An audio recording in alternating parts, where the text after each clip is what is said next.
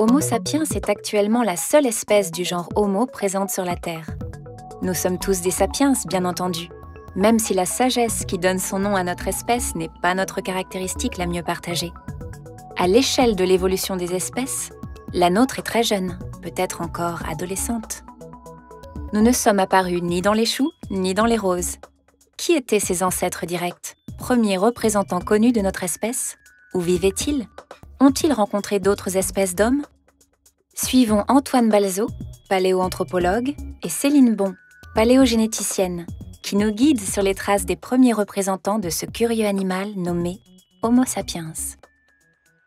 Nous sommes des Homo sapiens, un animal, un mammifère et un primate, parmi beaucoup d'autres. Un représentant du genre Homo aussi, et enfin, évidemment, le seul de l'espèce sapiens.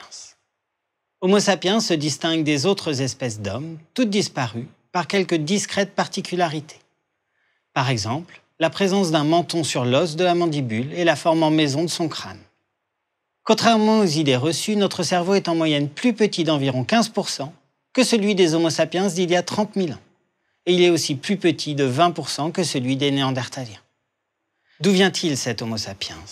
Tous les indices pointent vers un scénario out of Africa.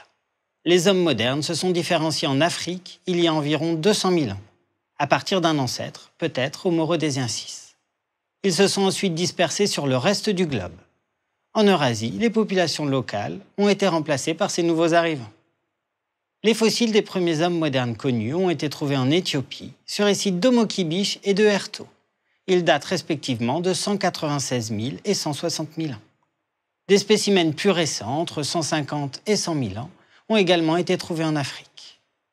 En dehors du continent africain, les plus anciennes traces d'Homo sapiens se trouvent au Proche-Orient, en particulier sur les sites de Skoul et de Kafzeh en Israël.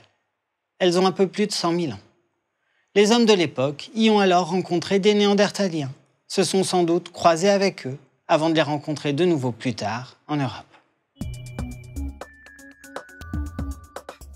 L'étude de l'ADN humain, telle qu'on la pratique, notamment au laboratoire de génétique du Musée de l'Homme, révèle que la diversité génétique varie selon les populations et les régions du globe.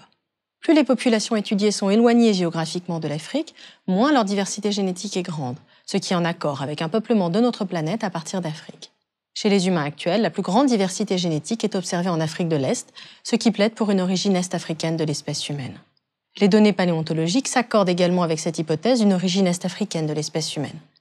Par ailleurs, avec les estimations actuelles du taux de mutation, l'âge d'apparition d'Homo sapiens est évalué à environ 200 000 ans. Depuis son apparition, de nombreux échanges de gènes se sont produits avec les autres espèces humaines, comme l'homme de Néandertal, contribuant également à la diversité génétique des humains actuels. Nous retiendrons de l'intervention d'Antoine Balzo et de Céline Bon que les hommes d'aujourd'hui font partie du genre Homo et de l'espèce sapiens. Que l'espèce a quelques particularités anatomiques reconnaissables, notamment au niveau du crâne et du menton. Que son apparition remonte à environ 200 000 ans. On sait aussi que nous pourrions être originaires d'Afrique de l'Est, car c'est la région où la diversité génétique est la plus forte au monde. Enfin, certains Homo sapiens ont rencontré des Néandertaliens et se sont croisés avec eux.